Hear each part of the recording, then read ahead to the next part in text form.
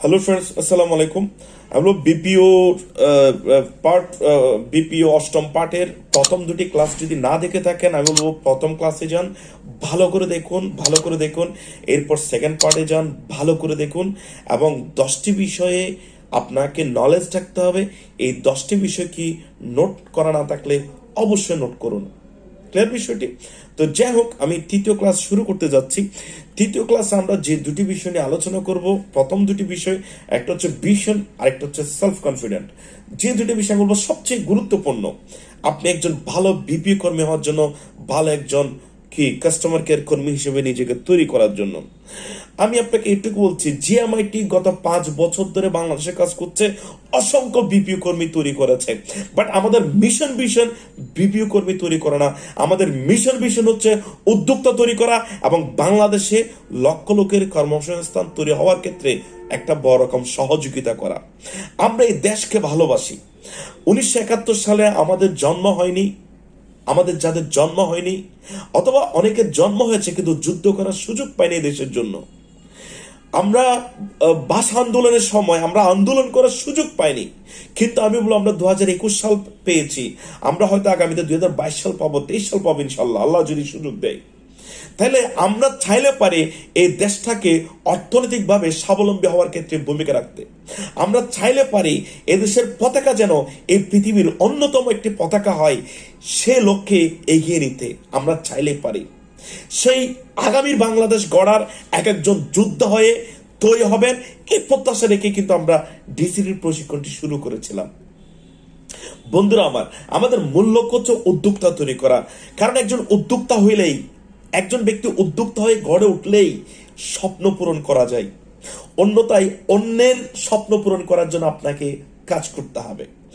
ধীরুভাই আম্বানি একটি কথা বলেছেন, যেটা আমার খুবই ভালো লাগে। যদি আপনি আপনার স্বপ্ন পূরণে কাজ না করেন, কেউ না কেউ আপনাকে হায়ার করবে তার স্বপ্ন পূরণে। সো আমি বলবো আপনার একটা ডিসিশন মেক করা উচিত স্ট্রংলি, যে আমি একজন উদ্যোক্তা হব। আমি উদ্যোক্তা হব, আমি আমার নিজের স্বপ্ন কি করব, বাস্তবে রূপ দেবে ইনশাল্লাহ। আমি আমার মায়ের স্বপ্ন, বাবার স্বপ্ন, পরিবারের স্বপ্ন কি বাস্তবায়ন করব। দেখেন, আমি জেনে হয়তো আপনি সফল হবেন, কিন্তু আপনি এমন সময় সফল হলেন যে সময় হয়তো আপনার মা বাবা পৃথিবীতে নেই। আপনার সফলতার ফুল টেস্টটা আপনি কোনোভাবে নিতে পারবেন না। আপনি সফল হলেন, কিন্তু দুঃখজনক বিষয় হচ্ছে আপনার মা এতটা বৃদ্ধ, উনি খাবার খেতে পারে না। কিন্তু ওনার যখন দাঁত ছিল তখন আপনি হয়তো ওভাবে আয় করে তাকে খাবার তুলে দিতে পারেননি। কিন্তু যখন অনেক বেশি আয় হলো, উনি খেতে পারে না, উনি বিভিন্ন রোগে আক্রান্ত। ক্লিয়ার? তাহলে সময় থাকতে সফল হতে হবে। আপনি এমন সময়ে সফল হলেন যে সময় আপনার গার্লফ্রেন্ড অন্যের হাত ধরেছে, আরেকজনকে বিয়ে করে ফেলেছে। তাহলে আমাদেরকে র্যাপিডলি কি হতে হবে? সাকসেস হতে হবে। ক্লিয়ার ব্যাপারটা? আমাদেরকে র্যাপিডলি সফল হতে হবে। র্যাপিডলি আমাদের ক্যারিয়ার কি করতে হবে? ডেভেলপ করতে হবে। এক সময় বাংলাদেশ থেকে আমেরিকাতে একটা নিউজ পড়াইতে সময় লাগতো 6 মাস। পানির জাহাজে করে মানুষ যাইতো, মানুষ গিয়ে নিউজটা পৌঁছাই দিত। আর এখন মেসেজ সেন্ড করলেই পৌঁছায় যায়, হ্যালো বললেই পৌঁছায় যায়, মেল করলেই পৌঁছায় যায়। তাহলে বুঝতে হবে আমরা সেই যুগের বাসিন্দা। এখন আপনি পুরনো যুগের ধ্যান ধারণা নিয়ে কাজ করলে হবে না। আমি বলবো আপনি ড্রিম দেখুন, আপনি একজন ভালো মানের উদ্যোক্তা হবেন, আপনি একজন সারা উদ্যোক্তা হবেন। নিজের প্রতি বিশ্বাসটা রাখুন। আল্লাহ রাব্বুল আলামিন সেই নলেজ, সেই সবকিছু আপনার মধ্যে দিয়ে দিয়েছেন, শুধু বিশ্বাসটা করা শুরু করুন। তাহলে আপনার ভিশন ঠিক থাকতে হবে যে আমি একজন বড় মাপের উদ্যোক্তা হতে চাই, আমি এটা হতে চাই, সেটা হতে চাই। সেকেন্ড জায়গাটা যেটা গুরুত্বপূর্ণ, সেটা হচ্ছে সেলফ কনফিডেন্ট। নিজের উপর নিজের আত্মবিশ্বাস থাকতে হবে। বলা হয় যে নিজেকে বিশ্বাস করে না, পৃথিবীর কেউ তাকে বিশ্বাস করে না। পৃথিবীর কেউ তাকে বিশ্বাস করে না যে নিজেকে বিশ্বাস করে না। সো বন্ধুকে যেটা বলতে চাচ্ছি সেটা হচ্ছে, আপনি কি নিজেকে বিলিভ করেন? আপনি দেখেন, আমরা ছোটবেলা থেকে, জন্মের পর থেকে মা বাবারা এমন একটা মানসিকতা নিয়ে আমাদেরকে তৈরি করেছে, আমাদেরকে বড় করেছে, আমরা না না ছাড়া আমরা হ্যাঁ বলতে পারি না। মা বলেছে এটা পারবি না, এটা হয় না, তুই এটা করতে পারিস না, তোর এটা দিয়ে হয় না, ওই দেখ ও ভালো করতে পেরেছে, তুই করতে পারিসনি। এইভাবে বিভিন্ন কথাবার্তা বলে আমাদেরকে একটা লাইন ব্রেনে ঢুকে দিয়েছে, আমি পারি না, আমি পারি না, আমি পারি না। ছোট্ট একটা গল্প বলতে চাই, আমি একদম শর্টে বলবো গল্পটা। দেখেন, হাতিকে বশ মানানো হয় কিভাবে। হাতি যখন খুব ছোট থাকে, নাকের ভিতর রিং পরিয়ে দেওয়া হয় এবং একটা লাঠির সাথে বেঁধে দেওয়া হয়, চারিদিকে একটা গোল্লা দাগ দেওয়া হয়। আর ছোটবেলায় যখন হাতি খুব লাফালাফি করে, যখন ওই দাগের বাইরে যেতে চায়, তখন হাতি নাকে প্রচন্ড ব্যথা পায় এবং নাক দিয়ে রক্ত পড়তে থাকে। এই রক্ত যখন পড়ে তখন সে অনেক বেশি ব্যথা পায়, অনেক বেশি কষ্ট পায়। সে বারবার দাগের বাইরে যাওয়ার চেষ্টা করে, কিন্তু সে ছুটতে পারে না, অনেক বেশি ব্যথা পায়, অনেক বেশি কষ্ট পায়। এক পর্যায়ে হাতের ব্রেন একটা লাইন সেট আপ হয়ে যায়, এই গোল দাগের বাইরে গেলেই আমি অনেক বেশি ব্যথা পাবো, নাকি অনেক কষ্ট পাবো, এই কষ্ট সহ্য করার মতো না। এক পর্যায়ে সে লাফালাফি বন্ধ করে দেয়, ছুটোছুটি বন্ধ করে দেয়, সে গোল্লা দাগের ভিতরেই থাকে। আরো এক সময় পরে গিয়ে তার নাক থেকে শিকলটা খুলে ফেলা হয়। শিকলটা খোলার পরেও ওই হাতিটা বশ মানা অবস্থায় থাকে, সে কখনো গোল্লা দাগের বাইরে যায় না।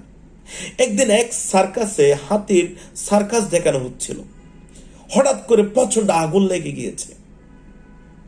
আগুন লাগার পর সবাই যান বাঁচানোর জন্য দৌড়ে পালাচ্ছে, সবাই দৌড়ে পালাচ্ছে, কিন্তু হাতি তিনটা ওখানেই রয়ে গেল। হাতি তিনটা আগুনে পড়ে মারা গেল, কিন্তু তারা ওই গোলদাগের বাইরে যায়নি। সায়েন্টিস্টরা বলছেন তার মাথায় এটা এমন ভাবে সেট আপ হয়েছে যে আমি পরে মারা যাব, এটা হয়তো অনেক সহজ, কিন্তু নাক দিয়ে রক্ত পড়লে এত কষ্ট হয়, এটা মেনে নেওয়াটা এত সহজ না। এই জন্য সে ওই কষ্টটাকে মেনে নেই, ওই আগুনে পড়ে যাওয়াটাকে মেনে নেই, ঠিক আছে, কিন্তু বৃত্তের বাইরে যায় না, ওভাবেই সে মারা যায়। ঠিক বন্ধুরা আমার, আমাদের ব্রেনটা, ব্রিটিশরা এমন মাইন্ড সেট আপ দিয়ে গেছে, চাকরি চাকরি চাকরি, অন্যের গোলামি করো। ক্লিয়ার? চাকরি মানে আবার অন্যের গোলামি, এটাও বলছি না আমি, ভুল হলে ক্ষমা করবেন। মানে একটা কেরানিগিরি শিক্ষা বলেন, আমরা যেটা শুনেছি ওইটা মাইন্ড সেট আপ দিয়ে দিয়েছে যে বিজনেস মানে তো ভাই বহু ইনভেস্টমেন্ট, এটা তো আমাদের দ্বারা সম্ভব না, এটা তো অনেক বড় ব্যাপার। তাহলে কোন রকম কষ্ট বিষ্ট করে একটা জব টপ নিয়ে কোন রকম যদি দুই বেলা দুমুঠো খাই যদি জীবন যাপন করা যায়। সকালবেলা মায়েরা বাবারা যে তুই এটা পারবি না, ওটা পারবি না, মাইন্ড সেট আপ হয়ে গেছে আমি পারি না, আমি পারবো না। ক্লিয়ার ব্যাপারটা? ঠিক আছে, মাস্টাররা ঠিক আছে আমাদের অন্যভাবে নিবে না, এখনকার টিচাররা মাশাআল্লাহ অনেক ভালো, কিন্তু আমাদের সময় টিচার অনেকে অনেক, আমি বলতে চাচ্ছি না। Brain set up, clear? ভেঙে ফেলতে হবে ব্রেন সেট আপ। এখন থেকে জিকির করা শুরু করেন, আমি পারবো, আপনি পারবো, আমি পারবো। এটা যদি আপনি বিলিভ করেন, বিলিভ ইট অর নট, পৃথিবীতে বাধা বলতে আর কিছুই থাকে না, পৃথিবীতে বাধা বলতে আর কিছু থাকে না যদি আপনি বিলিভ করেন যে আপনি পারবেন। So believe yourself. বলা হচ্ছে believe yourself is the first secret কি অফ সাকসেস। নিজেকে বিশ্বাস করা হচ্ছে সফলতার প্রথম চাবি। নিজেকে বিশ্বাস করেন, বিলিভ ইউরসেলফ। হ্যাঁ, উনি আছে, আমার কোনো টেনশন নাই, উনি আছে, আমার কোনো টেনশন নাই, লাইন বাদ, আজকে থেকে আমি আছি, সো নো টেনশন। ক্লিয়ার ব্যাপারটা? সেলফ বিলিভ, সেলফ কনফিডেন্ট আপনি কি করেন? ডেভেলপ করেন। বন্ধুদেরকে আমি একটা কথা এভাবে করে বলতে চাই, আমাদের যে ব্রেনের ক্ষমতা কতটুক, এটার অ্যাকচুয়াল পরিমাপটা বের না হলেও আনুমানিক বলা হচ্ছে আমাদের যে ব্রেন আছে, এই একটা ব্রেন প্রায় 10 লক্ষ কম্পিউটারের সমান কাজ করতে পারে, প্রায় 10 লক্ষ কম্পিউটারের সমান কাজ করতে পারে।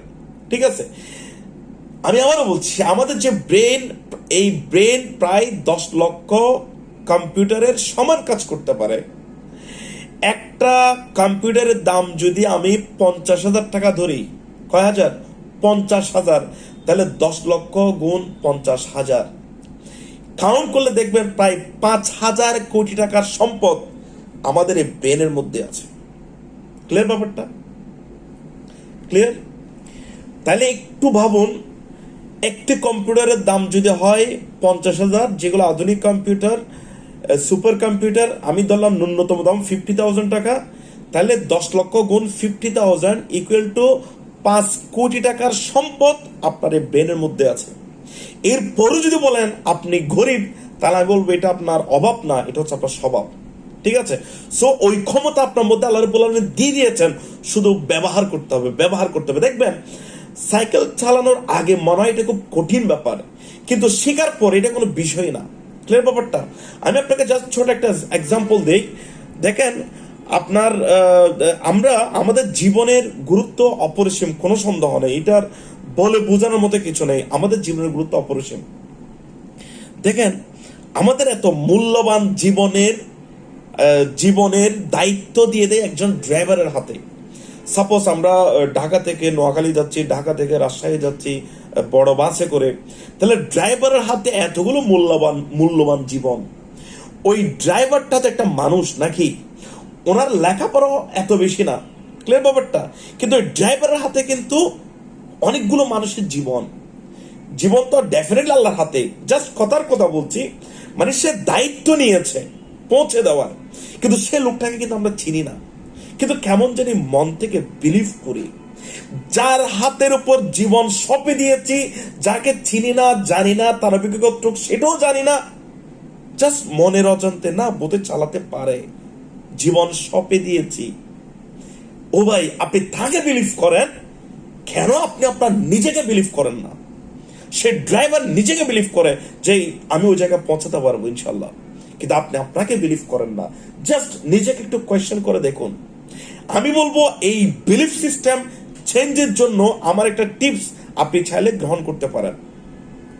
টিপসটা দেওয়ার আগে আমি আপনাকে আরেকটু কথা বলি। দেখেন আমরা অনেক সময় আল্লাহু আকবার বলে নামাজ কি করতেছি, হাত বাঁধলাম, বাঁধার পরে দেখাচ্ছে ব্যবসা বাণিজ্যের সব হিসাব নিকাশ কি করতেছি, দুপুরের 4 রাকাত নামাজ পড়তেছি, ঠিক আছে, 4 রাকাত নামাজ কি হয়ে গেল, শেষ হয়ে গেল, কিন্তু চিন্তা ছিল অন্যদিকে। এই 4 রাকাত নামাজ পড়ালে ওটা কি আপনাকে? কেমনে 4 রাকাতের টোটাল সিজদাগুলো ঠিকভাবে দিলেন, রুকুগুলো ঠিকভাবে দিলেন, কেমনে দিলেন? আপনার একটা অবচেতন মন আছে, যে অবচেতন মনে সেট আপ হয়ে গেছে জোহরের নামাজটা আপনি পড়ে ফেলতেছেন। এটা খুবই অন্যায়, এটা খুবই অপরাধ মনোযোগ না দিয়ে নামাজ পড়া। কিন্তু আমি ওইটা বোঝাতে চাচ্ছি না, আমি বোঝাতে চাচ্ছি আপনার একটা অবচেতন মন আছে যেটা আপনাকে পরিচালিত করে। দেখেন রাতের বেলা মশা মেরে ফেলতেছি, অথচ দেখি নাই সকালে দেখতেছি মশা মারা গেছে, অবচেতন মনে। তার মানে অবচেতন মনের শক্তি সবচেয়ে বেশি। আপনার অবচেতন মনে যখন একটা লাইন ঢুকে যাবে, আমি পারি, আমি পারবো, আমাকে দিয়ে হবে, এটা হলে আমাকে দিয়ে হবে, এই কনফিডেন্স যখন আপনার অবচেতন মনে দাঁড়ায় যাবে, ইনশাল্লাহ আমি এটুকু বলতে পারি পৃথিবীতে আপনাকে ঠেকানোর আর কেউ নাই। ক্লিয়ার ব্যাপারটা?